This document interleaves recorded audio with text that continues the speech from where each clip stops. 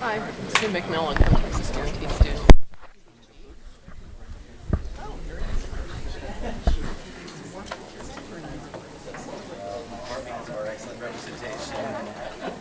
Good morning. If I could have everyone take their seats, I think we're about ready to get started.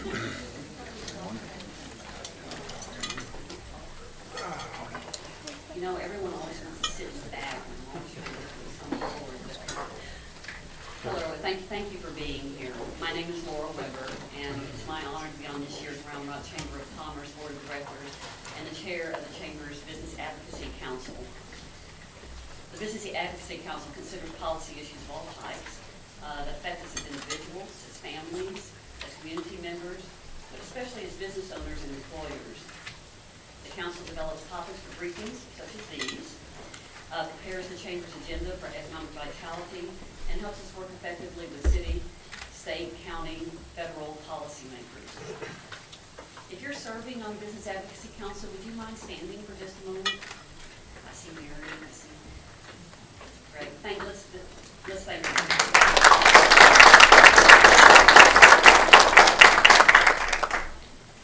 Today we are thrilled to be able to present an outstanding panel for you on the subject of public school testing and accountability. We greatly appreciate the time this prestigious group is taking to bring us up to date on this important topic that promises to be a high priority and perhaps controversial issue in the upcoming legislative session. Before we begin the program, I'd like to thank Dr. Edna Rabine for allowing us to use this beautiful facility again. She and her staff really helped us out in setting up the arrangements and getting everything started. Thank you, Dr. Rabine. Sure.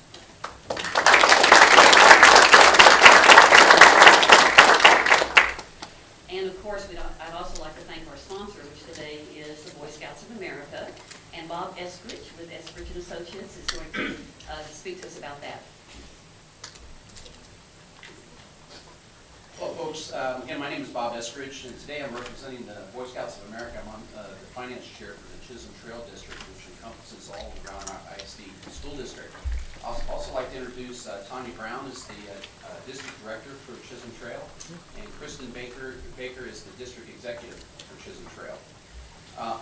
In some of the paperwork that you have, a couple of things I'd like to point out is we have an extraordinary relationship with the Round Rock ISD School District.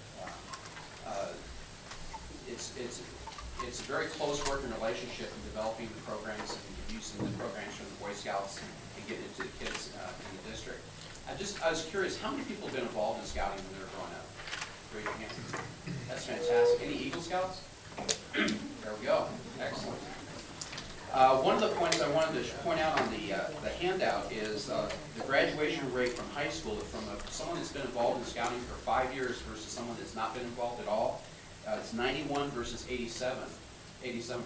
What's even more interesting is the graduating from college is 35% versus 19%.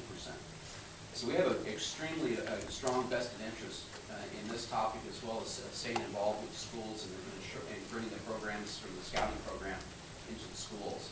We have about a 13% penetration rate right now. We're looking to bring that up an additional 5%. We've got programs in place to facilitate that. So we're really excited about the coming year and the programs that we have coming out.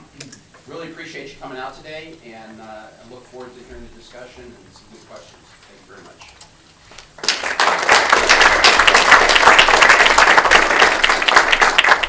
Thank you, Bob, and thanks to the Boy Scouts for their sponsorship for us.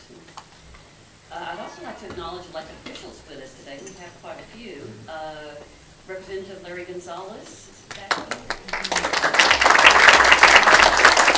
And Representative Mark Strama right next to me. And we saw Commissioner Lisa Bertman come in. Mayor Alan McGraw is here with us today. And Council Member Craig Morgan is here.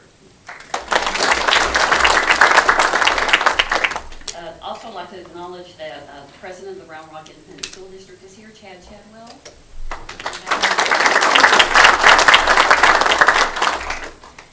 And our most recent chair of the Round Rock Chamber, Rick Basie, is here today.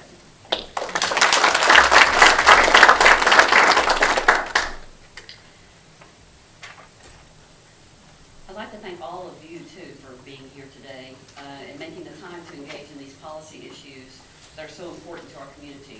We really appreciate each of you as investors in the Chamber and as leaders in our community. And now I'd like to introduce Doug Kirkle, who is the CEO of the Chamber and President, to say a few words of greeting and provide some context for today's discussion. Laura, thank you very much. Good morning, everyone. It's great to have you with us this morning. Thanks for making time on this foggy Friday to come on out and spend some time with us on a very important issue. A couple of housekeeping announcements. First of all, just a reminder, early voting is underway. I voted yesterday. The turnout was extremely heavy, and we encourage you to do what you're going to do anyway, which is to study the issues, study the candidates, and then make sure to take that time to exercise your right to vote. Secondly, we want to remind you that we have a program coming up just 72 hours or so after the polls close to talk about how the election results impact economic development, economic vitality, the business community, and the upcoming legislative session. That's going to be on the morning of Friday, November 9th, and it's at the Marriott right in Round Rock, and we look forward to seeing you there. We have a great panel. Now, today's program focuses on this very important issue of school testing and accountability, and we're delighted to have three speakers who bring very important perspectives to this matter. This issue has several different dimensions, as we'll explore this morning. One of the dimensions, of course, is the student and parents, because students in today's competitive education environment need to get feedback on how they're doing, what their strengths are, what are the areas that they need to continue to enhance and grow in. And we need, as a state, to be able to provide that information to the parents, to the students, and to provide it quickly so that the students actually can get that information quick enough to make the maximum use of it. Then there's a second dimension of it, and that is in terms of our school districts. And we're very fortunate and blessed here in Round Rock that we have a tremendous school system, and we need to make sure that the system that we have is one that the school districts and the employees can administer as efficiently as possible without disrupting the main function that has to go on, which is education and teaching our students. Then there's the third dimension, and the third dimension, of course, is taxpayers and accountability. As taxpayers, all of us support the school systems around our state, and it's very important for us as taxpayers to make sure that we're getting the optimal return on our investment in developing our students for prosperous futures. And then finally, there is the fourth and equally important perspective, and that's the global competitiveness perspective.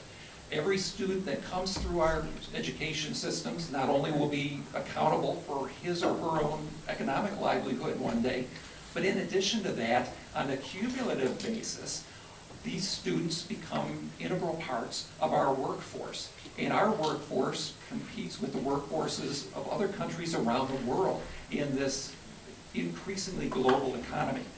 That's an area where there are some indications that the United States is falling behind. For example, the OECD has developed some statistics of 31 major developed countries. And in terms of math scores, out of those 31 countries, the United States ranks 25th. In terms of science, we rank 17th out of those 31. A separate study from the National Math and Science Initiative showed that the average 12th grader, they looked at science proficiency and found that only 1 out of every 5 students is at the 12th grade level nationwide of proficiency for science. And of course, all the topics that are taught are very important. The STEM topics are particularly so. So those are the 4 different dimensions. You've got the student and parent dimension, you've got the school district and administration dimension, we've got the taxpayer investment dimension, and then we've got the dimension in terms of our own global competitiveness. So we salute you for being here, we thank you, and we really look forward to today's program. And Laura, let me turn it right back to you.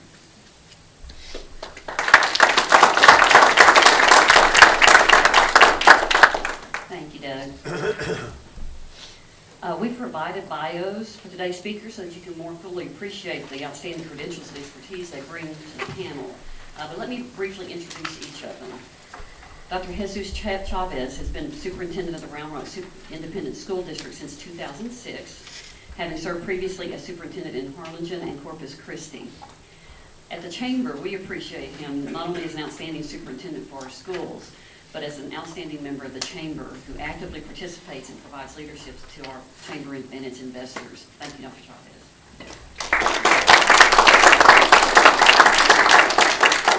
Commissioner Tom Pauken has served on the Texas Workforce Commission since March 2008 as the chairman of the commission and as commissioner representing employers.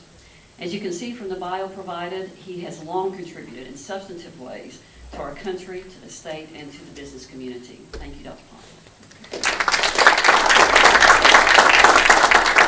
And Drew Chevrolet brings 15 years of experience to his current position as Senior Vice President for Education and Talent Development at the Greater Austin Chamber of Commerce. I first met Drew 10 years ago, and he was already an authoritative voice on educational issues, such as accountability, high school graduation, and college admissions. So thank you for being here, Drew. We've invited each of the speakers to address us individually for 10 to 15 minutes, after which we'll open the floor to your questions. We'll start with Dr. Chavez to give us a background on the current testing system, which was fairly recently adopted, and discuss the issues surrounding its implementation in the Round Rock ISD. Then we'll have Mr. Pauken and Mr. Chevrolet address us on the issues of concern to them.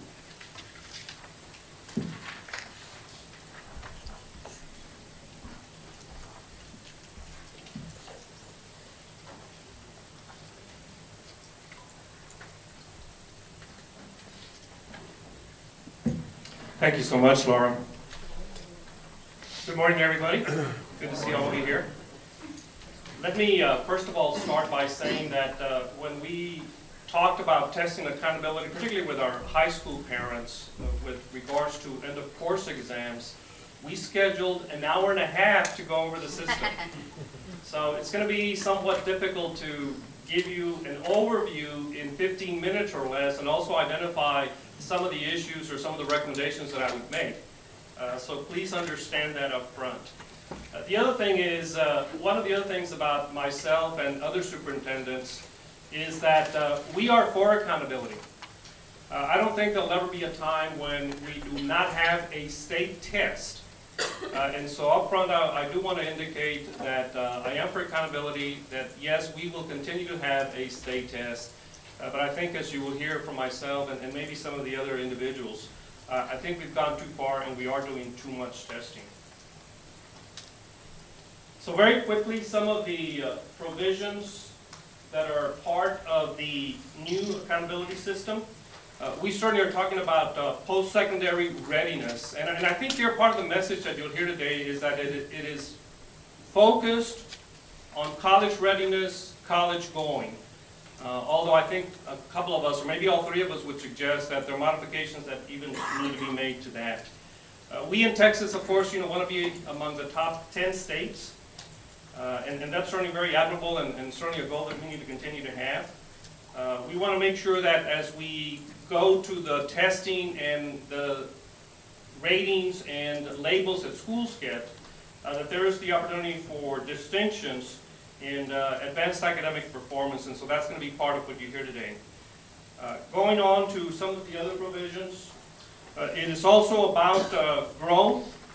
You've heard controversy over the Texas projection measure, and so part of the responsibility for the agency this time around is to be sure that there is a growth component, an actual growth component rather than a projected one, as well as a measure about closing achievement gaps, which we, by the way, in Round Rock, we've always focused on closing the achievement gap, so I really like seeing that as part of the state system as well.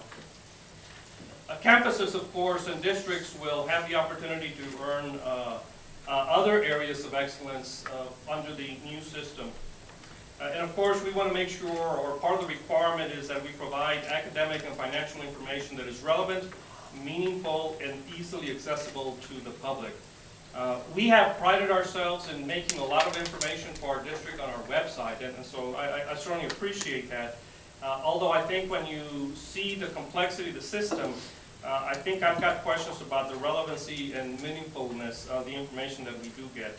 And as close as we can, part of the other requirement is to align. You know that we have a federal system under one hand that we're evaluated under, and then we have a state system, and so can those come a little closer together? My hopes are, again, that the waiver that is going to be submitted by the agency does receive favorable audience, if you will, with the Department of Education. Just very quickly to compare the old to the new. The red area here represents the old tax system, and the blue represents the new. When you think of the death by one cell, and what we mean by that, I think you've heard me speak before to say that under the old system, there were 35 measures that we, the district, followed. And any one of those could have given us the bad label, even though we may have done very well on 34 of those. If there was one of those that was not up to par, then the entire system would receive the bad label of unacceptable. We are going to go to a single measure where all the scores are going to be compiled into one, and again, eliminating that single cell factor. It also allows for recognition of high performance in other areas, if indeed there's any one area that is lower than one would want. Measures could be assigned weights, and that's one of the considerations that the agency is giving. New measures could easily be added to the index, and we'll talk a bit more about index. And of course, one of the concerns would be that there may be some lower performing areas that could be masked. If indeed you average and look at the one score, then there may be a sub-score down here that is not as high as one would want, and so keep that in mind as we move forward. Now, when you think of the index system here, there are four scores that we're going to get, each of them an index, an average, if you will. But look at each of the columns and how many pieces of information are going to go into that index. Now remember, there have been some improvements based on the old system. No longer do you have the one cell, no longer do you have the 4 levels that a school can get. You know, we actually are going to go to satisfactory, unsatisfactory, but 4 different areas to look at. Student achievement is going to be one of those. This is for all students, 5 subject areas, all grade levels combined. Again, the one score that's going to be looked at for student achievement. Student progress. We schools at times have a student who is 1 grade level behind or 2 grade levels behind. And so if they make 1 year's progress or 1.5 years progress, teachers and schools and districts ought to get credit for that. And so that is what that is measuring there. Notice that it measures it at 2 levels, one the satisfactory level and the advanced, which is ultimately what we want to get all students to. And that is for 8 student groups, reading, math at all grade levels, and then writing is only going to be looked at for the end of course exams. The third index relates to closing the achievement gap, performance gaps. There you're going to measure not only satisfactory but advanced as well. You see the number of groups that are going to be looked at for item number B. And then you have the post-secondary readiness, where we're going to be looking at the advanced measure. The advanced level is really the college readiness piece, how we, the state, have defined college readiness, and so keep that in mind. There you look at 8 student groups, 5 subject areas, and for high schools, in addition to that, you're also going to be looking at graduation rate, grades 9 through 12 dropout rate, and then the percent of students. And here again, an emphasis on college. An emphasis on college. How many students, what's the percentage of students under the recommended high school program and the Distinguished Achievement Plan program as well. And then, of course, you're going to do that for the 8 student groups. Now, schools and districts are going to fall within one of these 4 quartiles in each of the 4 indices. So it may be that you don't do very well, you're at the bottom quartile, 0 to 25 would be the score that you would get, somewhere within that range. You can be in the second quartile, the 25 to 50. or the third quartile, 50 to 75, or the very top one, of course, 75 to 100. So schools and districts are going to be placed for each of these indices in one of these quartiles, and that's the information, again, that you're going to be getting. Again, 4 different ways of looking how a school is doing and how a district is doing. Now, getting on to the actual tests.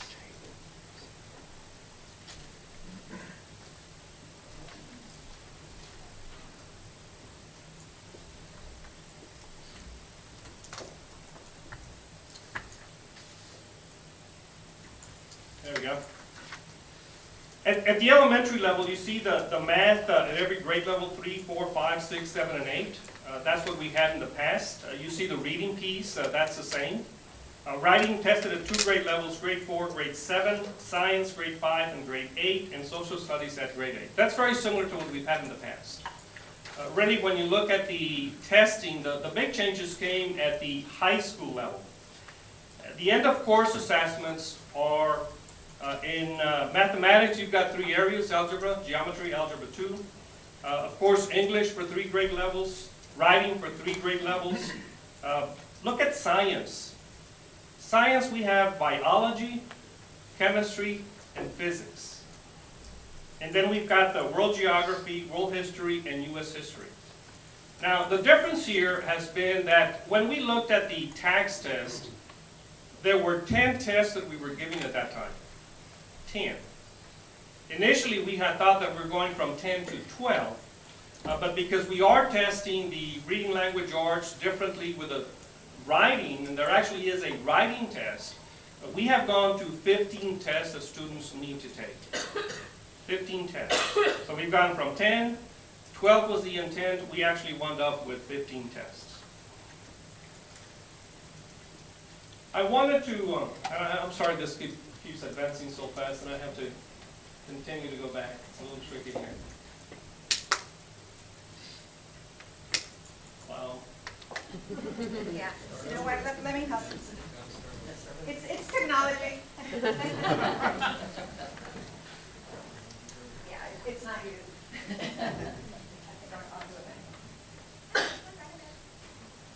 When you look at the end of course results, I wanted to speak to our particular results. Now keep in mind that we're a pretty high performing school district. I mean, I think we would all agree we do fairly well. We've got great teachers, great principals, good scores generally. But think about some of the urban settings. Think about some of the larger districts, and/or school districts that don't do as well. And the way I think about this is whatever we score and/or whatever failure rate we have, it could be as high as double that in another school district that's not doing as well. And so keep that in mind. You know, we're talking about Round Rock, but you're also talking about Houston, San Antonio, Dallas, Fort Worth, those large urban areas as well. So when we go to the actual results, and of course, can we go a few more here? Yeah, right there. These are the results for our freshman administration of the end of course. Now remember, we've got to do freshmen, sophomores, and juniors down the road. We're facing this in. This year we're going into testing with end of course freshmen and sophomores. So these are the 9th grade results. You look at the number of students who passed. We have a little over 4,000 students. Number of students who failed at least 1 or more tests, because they could have failed 2, they could have failed 3, they actually took 5 tests, right? We have a little over 1,000 students, which represents 21% of our students failed 1 or more tests. We have a retake over the summertime, and we were able to improve students, about 1/3 of them passed the second time around. But even so, you still have 14% of our students that failed 1 or more tests. Now keep in mind what I said about us being a pretty good performing school district. For some districts, this is as high as 30%. 30%. And remember, it's only 1 grade level that we're talking about. Let's go ahead and go on.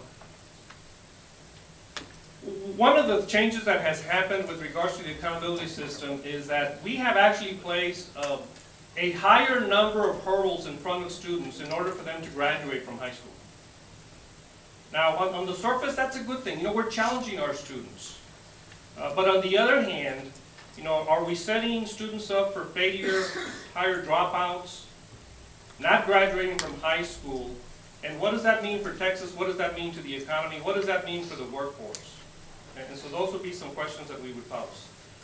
End of course exams must count 15% of the grade that the student actually gets in the course.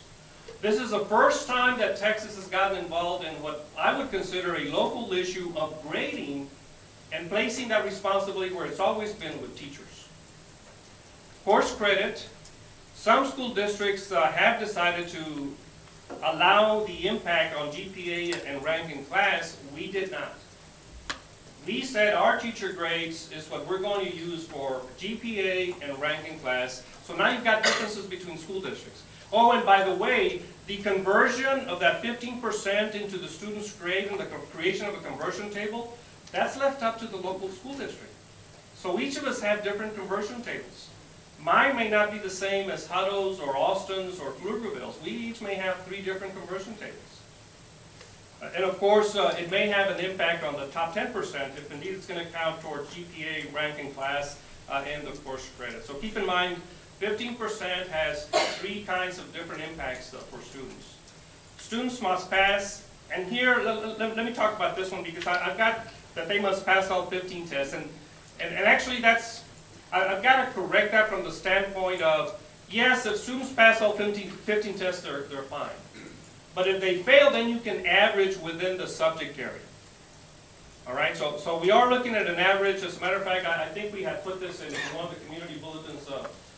We were talking earlier, Drew Chevrolet and I, and so we got to correct it because I think we did put that they must pass all 15, and that's not correct. That they can fail a few with the average, still get credit and move forward. But there are 15 exams. Those that don't pass them, those that do not pass 1, 2, 3, or 4, then they're required to take the remediation piece. You know, whether that be during the year, whether that be in summer school. And remember, we have higher number of students. Oh, and by the way, it's at a time when we're receiving less dollars from the state, right?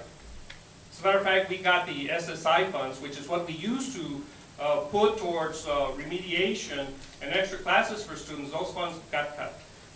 Acceleration, cumulative credit of failing 1 exam. In other words, here you may have the opportunity, and really it's not an opportunity, it's a challenge for students. Remember, they take 5 tests. They fail 1 or 2. If they pass a course, then the next year they've got to take 5 more tests plus the 2 that they failed. So now we're up to their sophomore year. If they pass one of the ones that they failed, but they still have failed 1, and they fail another one of the new ones over here, the following year they've got to pass 5 more plus the 2 that they failed, right? And or again, get those high enough to get that cumulative score so that they receive credit. And I tell you, from my perspective, that is where we're putting too many things on students. And I do believe that our dropout rate in Texas is going to increase. I do believe that the number of students who graduate from high school is going to be less than what we currently have. And we've got to ask ourselves, what future do students who don't have a high school diploma have for quality of life? And or what burden are we, the state, going to have for social services, crime, number of students in jail? And so just give some thought to that with regards to increasing dropout rate and the potential that we have with the current system and increasing the number of students who don't graduate from high school. Students must achieve a specific score for Algebra 2 and English 3 under the recommended high school program in order for them to be able to register in a 4-year university. Now the other part to this, if they don't get there, then they can go to community college. But there will be a number of students who are prohibited from registering at one of those major universities. Let me talk about the recommendations, and I know I'm probably taking too much time here, but one of the things, again, that we're suggesting, we as a district, but also Central Texas School Board Association is suggesting this, a number of other educational groups are suggesting this, and that is that when we think of graduation, that we focus just the way we did under tax. Under tax, you have to pass 3 tests in order to graduate. That we go back to where we require English 3, Algebra 1 or 2, depending on graduation plan, 1 science and 1 social studies. Instead of the cumulative score or instead of the 15 tests. Eliminate the 15%.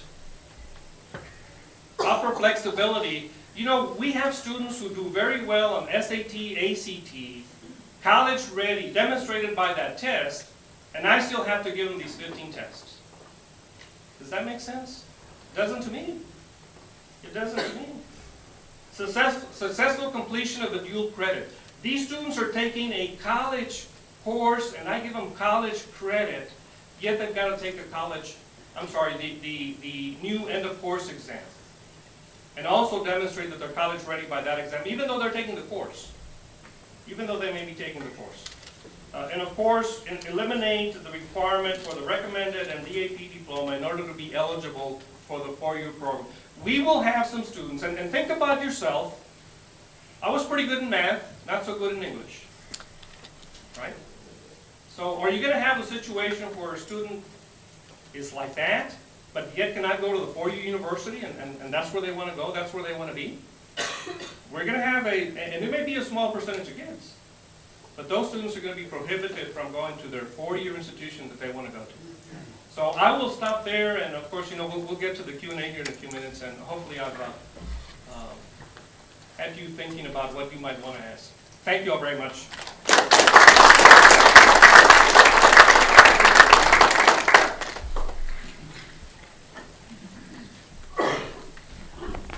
Good to be here, and I think that Dr. Chavez raised some very, very interesting points. It's good to see Larry Gonzalez and Mark Strama. They're going to be heavily involved this next legislative session in making some of the decisions relating to what we're talking about today. You know, I got into this issue really when I came back into government. I've been out of government since leaving the Reagan administration, when the governor asked me a little more than 4 years ago to chair the Texas Workforce Commission. When I got back into government, I was surprised by a number of things. I've been out of it for a long time in the private sector, but one of the things that really surprised me was our education policy at the national level, and also even here in Texas. It was kind of a one-size-fits-all approach, very different from what I had grown up with and what I've been involved in when I got back from Vietnam and out of military service. I've been appointed to the National Advisory Council on Vocational Education, served on that council from 1970 to 1975.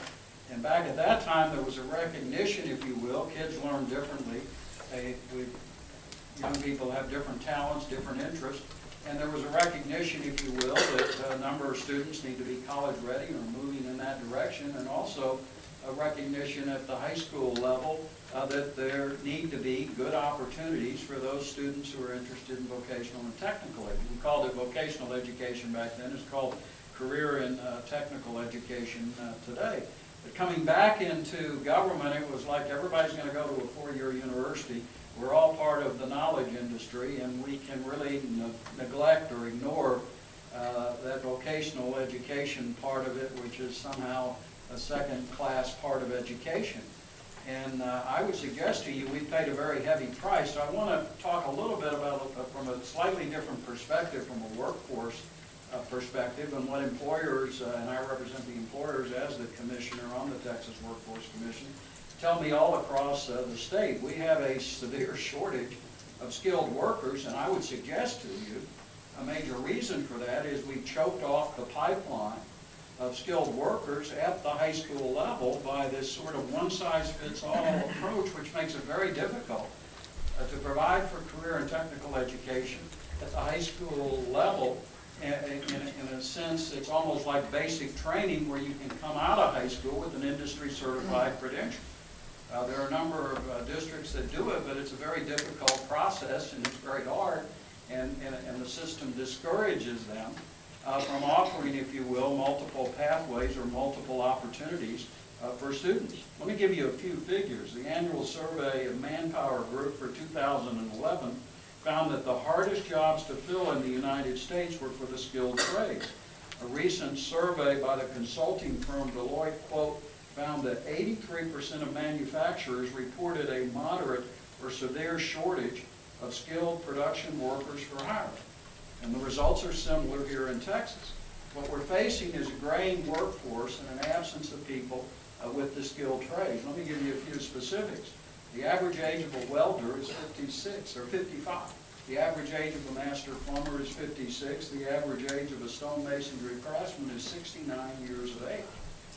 And I would ask the question, what happened to the pipeline of our skilled workers? And as I suggested at the beginning, over the last 2 decades, certain political elites decided that everyone should be prepared to go to a 4-year university. As I alluded to before, it's what I call the one-size-fits-all approach in an attempt to make every high school college ready. And this is a district, and this is an area where most of the high school students go on to college. But the reality is 70% of the high school students in the state of Texas don't go on to a 4-year university. And what happens to those students? And what happens to the students in this district who might benefit from more career and technical education opportunities? We've gone through, if you will, put in place a so-called 4x4 curriculum and an expensive high-stakes testing system. First they called it the TOS, and then it was the TOTS, and now it's the STAR, and those defenders of the existing system say, well, we're going to get it right this time. But I would suggest that so much of our educational system is driven by a teaching to the test mentality from the 3rd grade through high school, and in many ways, test learning has replaced real learning. And meanwhile, in this quest to push every student to go to a university, we've de-emphasized our career and technical education programs at the high school level. I got to meet a man by the name of Matthew Crawford. He's a fascinating character. He worked his way all through school as an electrician, went on to get a PhD at the University of Chicago in philosophy, and went to work for a Washington think tank, didn't much care for it, is now running a motorcycle repair shop in Richmond, Virginia. But Matthew's written a marvelous book. It was excerpted in the New York Times, and I brought him to 2 of our Texas Workforce Commission conferences. And it's called Shop Class as Soulcraft, an Inquiry into the Value of Work. And he points out that high school shop class programs, quote, were widely dismantled in the 1990s as educators prepared students to become knowledge workers. And writing in his book, here's what Crawford had to say. This seems to be a moment when the useful arts have an especially compelling economic rationale. The Car Mechanics Trade Association reports that repair shops have seen their business jump significantly in the wake of the recession. People aren't buying new cars, they're fixing the ones they have.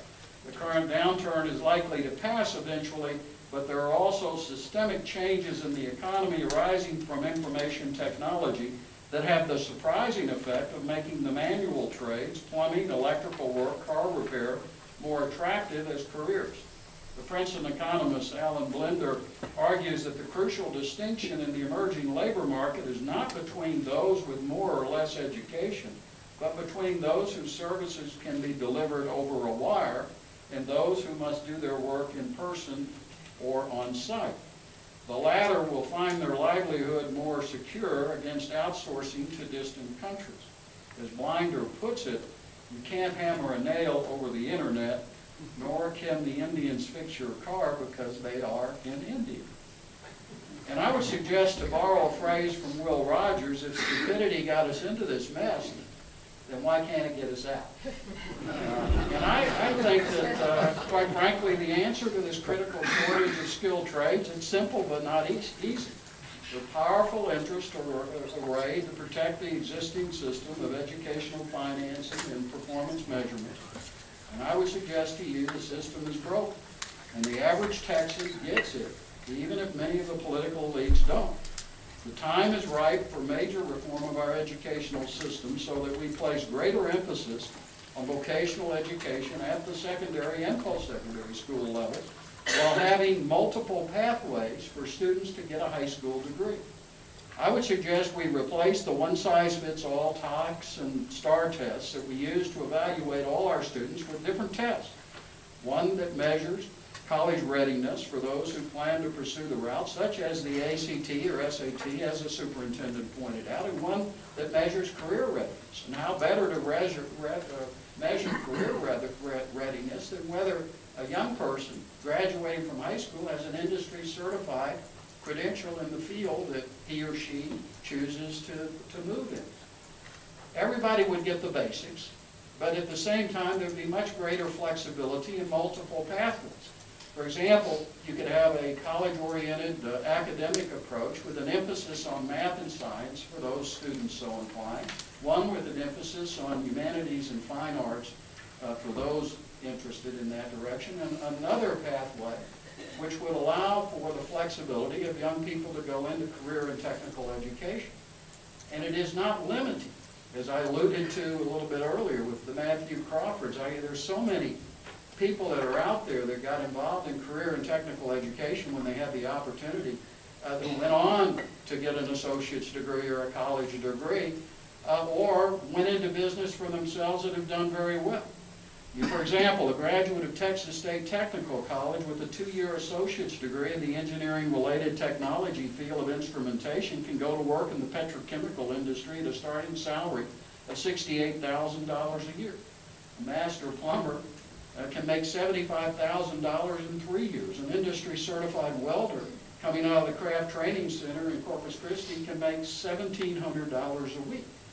And the reality is a lot of our college graduates, 4-year graduates, come out with over $26,000 in debt and are having, if they have a general education degree, having a difficult time finding work. And as surveys point out, 50% of those graduates of the class of 2011 are either unemployed or underemployed. So this one-size-fits-all and this implicit assumption that all people should be prepared to go to a 4-year university just doesn't make sense in light of what's happened. And I would suggest if we're going to move in the direction of rebuilding a pipeline of skilled workers and also increasing opportunities for vocational education, we've got to be creative in how to go about it. I mean, there are ways to do it. For example, down in Corpus Christi, they bring 14 different school districts together in one location in order to teach kids, because equipment is expensive, the skilled trades. And they're taking a lot of kids, as Ann Matula points out. Look, kids learn differently. We get a lot of kids who are sitting in the back of the room and they don't think education is relevant. And a lot of them were heading to be dropouts until we got them. They start working with their hands. In this case, they teach welding, teach people to be electricians, pipe fitters, and other of the skilled trades. And there are many different areas, whether it's health field, which is so critical, or others in career and technical education. But all of a sudden, as kids get into something they enjoy doing, the light bulb goes on and they see the relevance and the importance of that's why I need math. I was out in San Angelo where there's a marvelous program with the San Angelo High School District and the community college, Howard College, building and trades construction. And the teacher said to me, guess what? These kids now, they're building a building on the site of the Workforce Training Center, and they all of a sudden understand why they need geometry and the importance of geometry. So the reality is we've got to recognize that kids learn differently. I have a son that way. For whatever reason, he hated the abstract classroom setting. We got him through high school. We never finished college. But he loved automobiles in high school, got interested in it, and he's done very well. And he's been very successful now in the auto finance field. But we've got to recognize that kids learn differently. And this idea that everybody has to take a 4 years of math and science, or everybody has to take all of this curriculum, doesn't recognize that kids have different talents and interests. Get them the basics, but allow for a multiple pathway approach to education. And I think this is what we need to move towards. Next, it seems to me that a major priority in our next legislative session must be to fix a misguided education policy and replace it with a common sense solution which recognizes that students do have different talents and interests. Now, I want to make it clear, just like the superintendent said, I fully support holding schools accountable. But we can do this. Why do we pay a company over $450 million over a 5-year contract with all this teaching to the test business? Why not, for those kids that are, to find out if they're college ready, as the superintendent pointed out, best way is how do they do on their ACT or SAT? We had the Iowa standardized national norm test back when I was in grade school. Why can't we go back to something along these lines? I mean, I was in Corpus Christi not too long ago, and these third graders there was a front page story. They were rallying because this was the first time they were going to take the test. And it was like how important everything evolves around the test. And as a friend of my daughter's who's a teacher up in a suburban district, very similar to Round Rock, says, one of the teachers said to me, there's so much pressure from the state on down to the administrators, then on down to us, the teachers, that everybody's measured by how you do on these, quote, tests. And so guess what happens? The bright kids, or the kids who we know are going to pass the test, tend to get ignored. The kids who aren't going to pass the test, they tend to get ignored, and the focus is on all the kids who are on the bubble. This quantitative analysis takes the human factor out of education. It isn't working, and it forces everybody to begin to start gaming the system. And as my daughter who teaches juniors and seniors in high school says, Dad, I'm seeing these kids from the 3rd grade on. They've been programmed that they're measured by how they do on this, quote, test. And the reality is I'm trying to teach them critical learning skills and analytical skills. And after a while they say to me, Ms. Pauken, could you help us prepare for the test? Because they've been told that's how they're measured. Now look, it's important to understand content. But those of us who believe in local control, and I think back when I was in the Reagan administration, as much as possible, we were trying to return power over education to the states and the local communities. Those of us who believe in local control, there are ways to have sensible accountability and local control at the same time. And I would suggest the system is broken. And this is a great opportunity in the next legislative session for people to come together. And what I'm encouraged about seeing is a remarkable bipartisan coalition. Republicans and Democrats, conservatives and liberals, business and labor, educators, administrators and teachers and parents all beginning to come together, and let's have a common sense alternative to the existing system, which is broken and badly in need of fixing. I would suggest it's time to replace a system driven by test learning with one that focuses on real learning.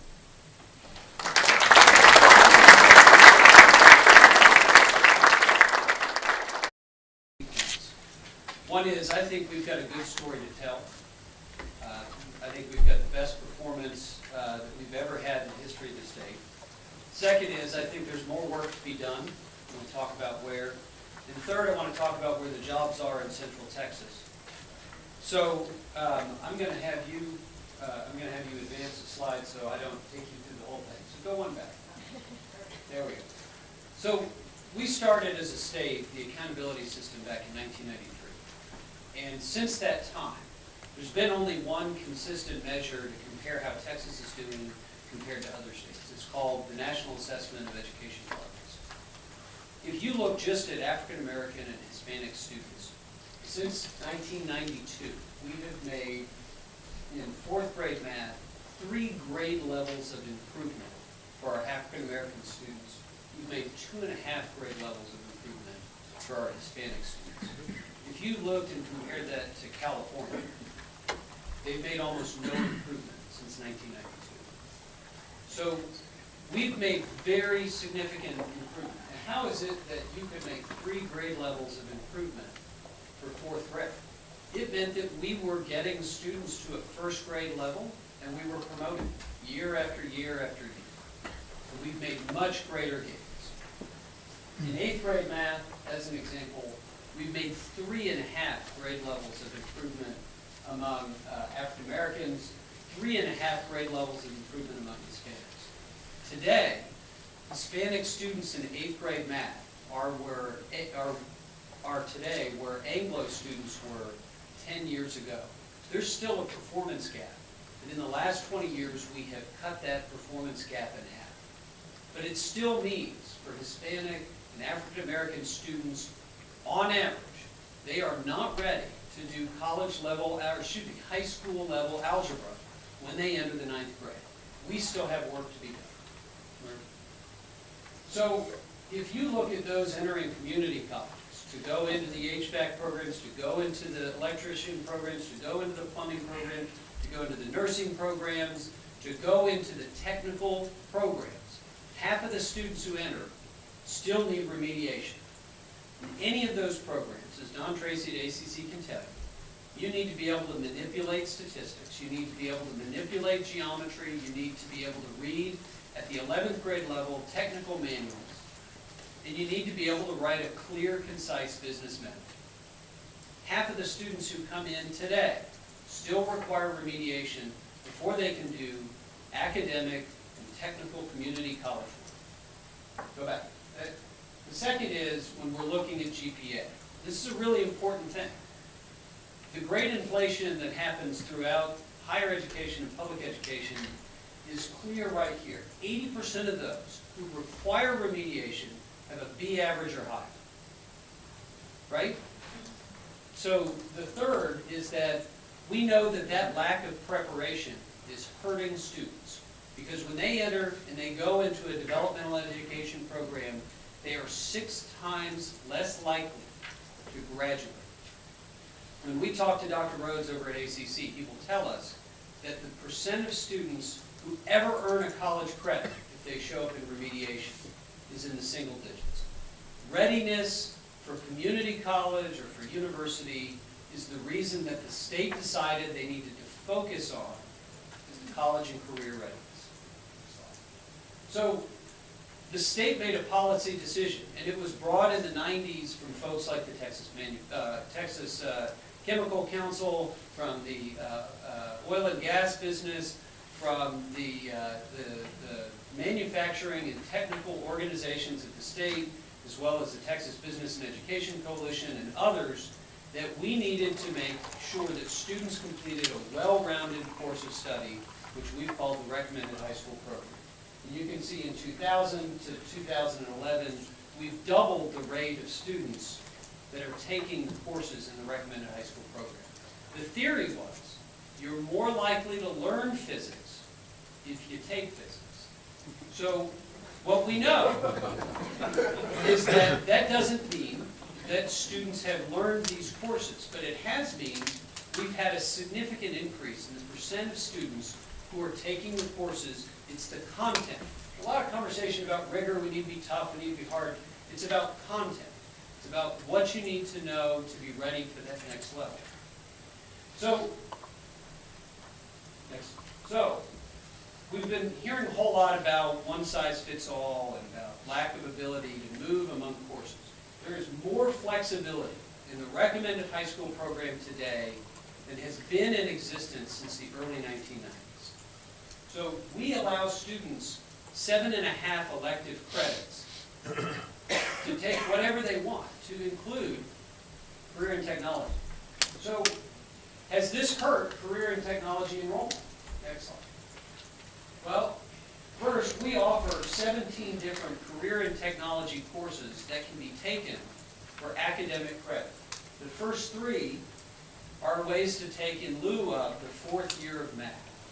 The next set are courses that can be taken in lieu of the 4th science. And then I like to put it in because it's just an interesting one. Principles of floral design can be taken in lieu of finance.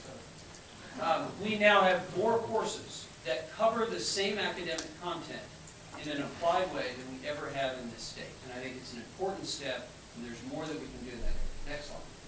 So, has this hurt career and technology enrollment? Yeah, 2000 to 2011. Well, we've moved from 17% of students taking career and technology courses to almost 21% of students taking career and technology courses today. So we have a greater percentage of our students taking CTE than they have in the history of the state. Next. So is this hurting our graduation rates? Well, over the last 4 years, we've had an increase in graduation rates each year. If you looked at 2000, you'd see we have a higher graduation rate than we ever have in the history of the state. I mean, the highest graduation rate in 2011, it was the same year, we had the 4x4 in place in the Recommended High School Program. We don't want to sell our students short. Does that still mean that we've got improvements to make? Absolutely. Next. So, when you ask parents, this is a national poll, do you ask parents and the public, do they believe that students are ready for college, which could mean community college or university? Strong agreement at the bottom, strong disagreement is almost non-existent, I left it out.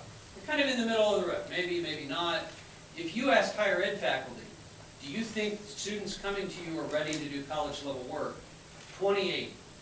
If you ask high school, do you think your students are ready to do college level work? 80-20. So you've got a big disconnect in that. Next.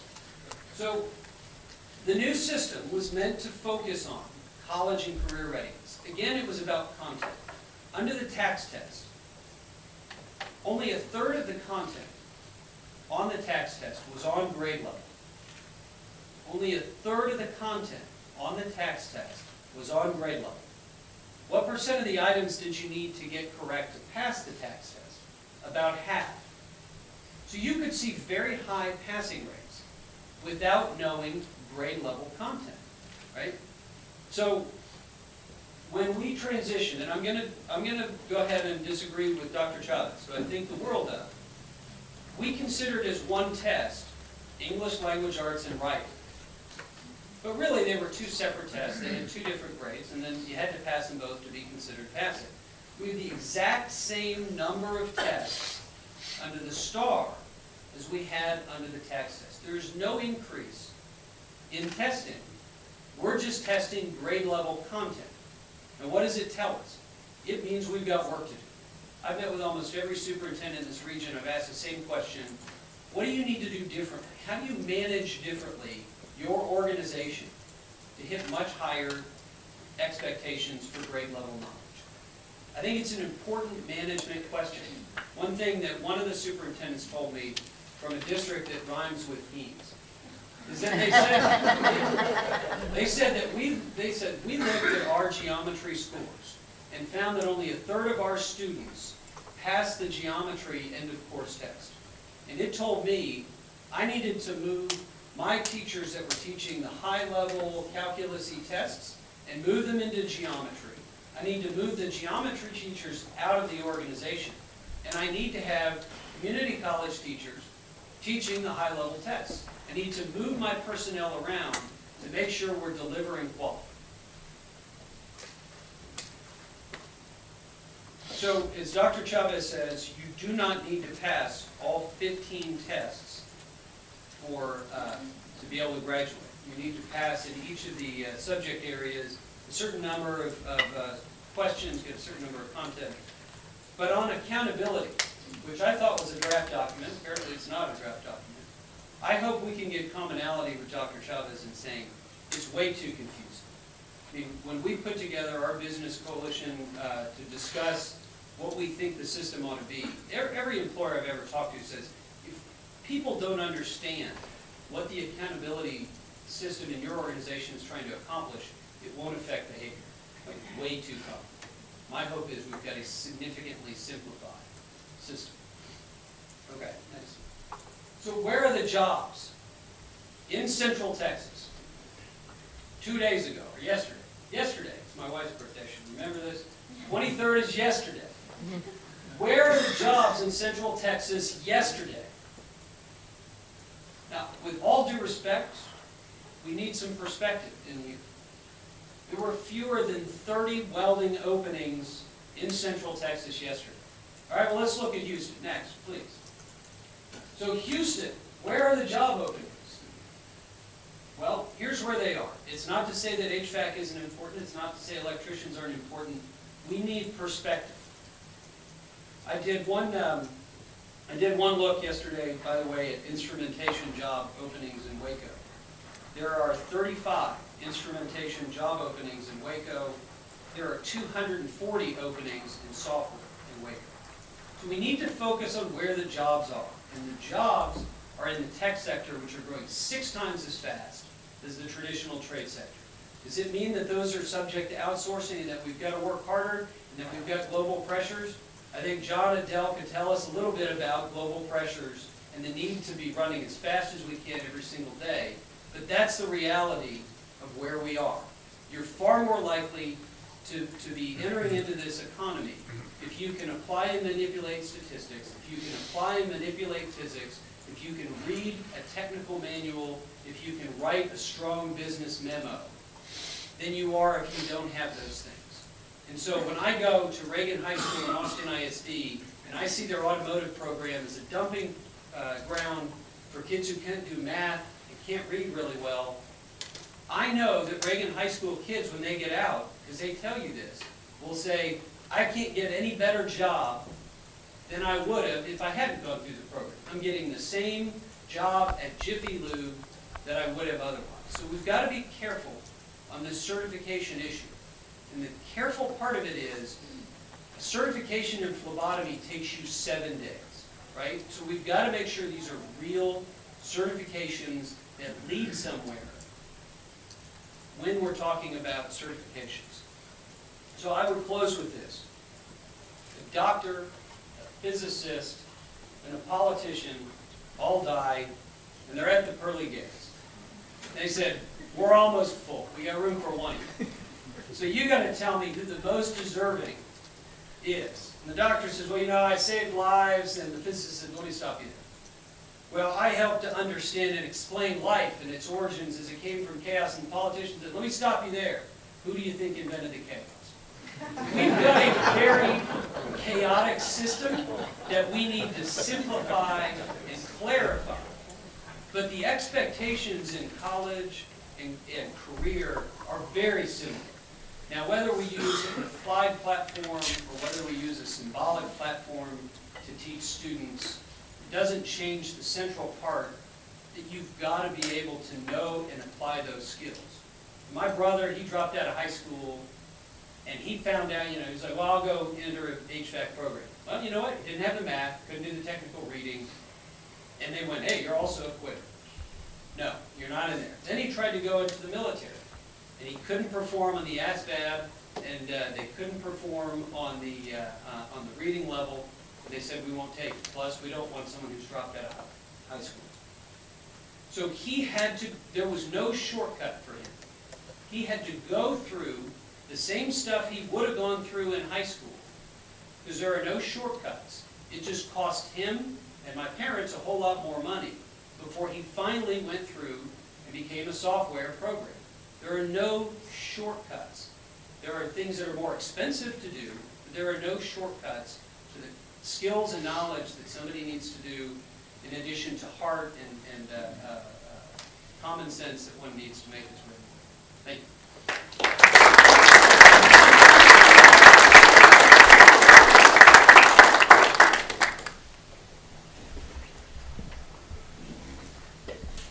Thank you. All of those comments were very thought-provoking, and I'm sure we have a couple of questions. We have a few minutes for that, so if you can tell us who you would like to respond, that would help too. So, Representative Strong. First of all, thanks. I thought this was a great discussion. Drew, you know I'm sympathetic to your view on this, but I want you to address this question. The question that Dr. Chavez has made directly with me and sort of alluded to in his presentation. At the end of this year, as of right now, Round Rock's got X number of students who didn't pass more than one test and on the retest even. By the end of this school year, there will be a really large number of Texas high school 10th graders who have more than 3 failed tests over the course of the 2 years.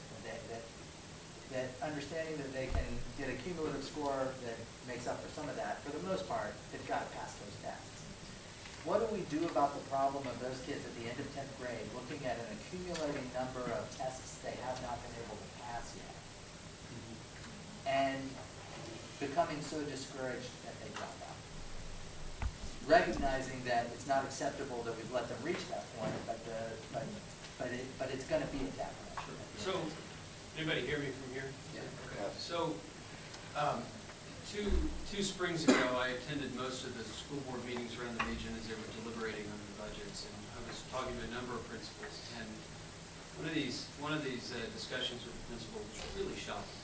And I was asking how they were doing their riff, who they were riffing. Unlike a number of districts, they didn't just do last in, first out. They were, they empowered the principal to make the decision on who to riff. He told me, I'd asked him, are you riffing, of course, teachers in lower profile areas? He said, no, half of the teachers teach non-academic courses. So part of this is management, right? I mean, let's just take assessment out of the equation, right? It's an artifice. students don't know what they need to know, right? Half the students who actually go to community college aren't ready. So just as a moral imperative, schools ought to say, what do we need to do as managers to get those students to learn what they need to know in the world, right? So the first question is, how do you manage that problem? Now, the state had dedicated funding, and Dr. Chavez called it SSI, Student Success Initiative. It's supposed to help put additional funding in the school districts to tutor kids. If you just strip it all down, right, they don't know what they need to know. So how do we make sure they know it? And I believe if half of the teachers in high schools are teaching non-academic courses, that there is the ability to move funding around and individuals around to make sure today's 10th graders have met that skill. Does the state need to return the money it took from Round Rock and Austin taxpayers? Yes, it does. And that money would help dedicate those funds. And I would close with, I remember Dr. Chavez coming to the Round Rock Chamber and the Austin Chamber a couple years back and said, I want to finance a very specific targeted intervention to dramatically improve graduation rates, especially for our low-income kids. It was in the 50s. It was in the 50s. And he brought that up, and I want to say about 30 percentage points. 30 percentage points with a targeted, specific, effective way of operating. So I think part of this is a management problem, whether we assess them, whether there's accountability or not. And I've always been impressed with Dr. Chavez's willingness to go above the minimum to help lead this community. I'd like to hear Commissioner Pauken. Look at all three to speak to it. Let me, there are a whole bunch of things, and I like Drew, and we've had some nice meetings on other issues in my office. In fact, we agree about Robin Hood. But let me tell you, there are a lot of emphases that he made that are simply not correct. I mean, the idea, he made reference to Texas Manufacturing Association, Texas Chemical Council, Business Coalition. Let me tell you, the Business Coalition is very dissatisfied. Those groups in particular. I don't know where he gets these figures about welders. And by the way, those jobs that TSTC is providing on instrumentations for the petrochemical industry, it's not in Waco. They teach them at Waco because that's where their campus is, but they're going into the petrochemical industry in South Texas. Let me tell you, welders coming out of the Craft Training Center in South Texas in Corpus Christi can make $1,700 a week. There is a huge demand for skilled workers. I just was in Baytown, and the folks down there, I met with their chamber, I met with their leaders, their mayor and public officials. There's an incredible explosion of the petrochemical industry and expansion. Their biggest worry is their graying workforce and the lack of skilled workers. And they're concerned this one-size-fits-all approach. And I'll be frank, not everybody, look, I'm all in favor of people taking 2 maths and 2 sciences, but not 4 maths and 4 sciences for every student in high school. It doesn't make sense. And all this business about how well everybody is doing, we've got a huge dropout rate, and that figure is not reflecting the kids that drop out 9th and 10th grade. And the reality is, he talks about his brother. I'm sorry that maybe your brother didn't have the opportunity at the high school level to get career and technical education because, as I pointed out, and this is our own Texas Workforce Commission figures support this, those kids who get a coherent set of courses in career and technical education. Right now under the current system, you may get 1 or 2 career and technical education, but there are not enough electives, there's not enough flexibility for most students to be able to navigate through and get an industry certified credential, and these are not little things. A welding certificate is a very significant certificate from the American Welding Association. People look down on cosmetology, but that's an important, significant credential for those young women and young boys that want to go into that area, and they can get a job afterwards.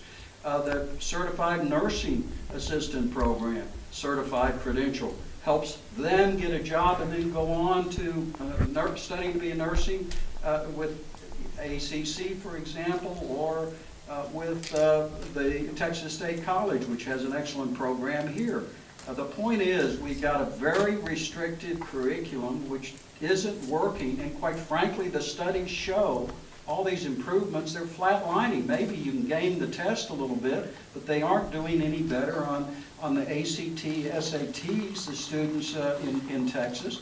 And as Carolyn Heinrich of the University of Texas, who's done some of the best research on this, National Academy of Science, she was part of the group that studied this whole high-stakes testing system. It isn't working. It isn't successful, and there's a much better alternative out there. So I think that, you know, I understand what Drew is saying, but it is important. And yes, Central Texas is different. And there ought to be a different emphasis up here in terms of career and technical education opportunities than the emphasis down in the Valley or Corpus Christi or in the Houston, Baytown area. But the reality is it's a very restrictive system imposed by the state with all kinds of mandates coming out of Austin that are unnecessary. And there ought to be multiple pathways to a high school degree. I guess I want to speak to the question of, you know, what is the alternative to that? And as I suggested, for me, it's about having a few gateway courses that students are required to pass, so that, again, they're not facing the 7 tests they've got to pass or the 15 tests they've got to take. So in my mind, that is an answer and something that we've got to look at. I guess let me talk also about the college readiness and certification piece and the way we, Round Rock, are looking at this. First of all, let me say, we were looking at some information from the class of 2006. 68% of our students were registering in college. If you look at it over the 6-year period, we actually gained another 8% that registered in college. And those are really pretty good figures. Those are really good figures. But the other focus that we have in our district is with the other 30% that didn't initially register in college. Really there, the emphasis should be getting them into some higher level of training. And yes, the certification pieces are an option, but now we're talking about 100% of the students, right? It's getting more students who don't go to college, don't go to higher ed, don't go to certification programs into the certification areas. So that rather than making the minimum wage job, you know, whether it be at a burger place and or a car wash place or some other low wage job like that, for them to get a higher level, high skilled job. And so just wanted to share that with you, you know, with regards to Round Rock. We are going to continue to emphasize the college piece. But there's a segment of students, and remember, for us it may be about 30–35%. Keep in mind that for other districts, that's a lot larger. And we're losing whole generations of students who don't have the higher skills, which I think is what Commissioner Pauken's talking about as well. Let's thank our speakers one more time. I'm sure I'm going to offer that they will stay and answer other questions, but thank you very much.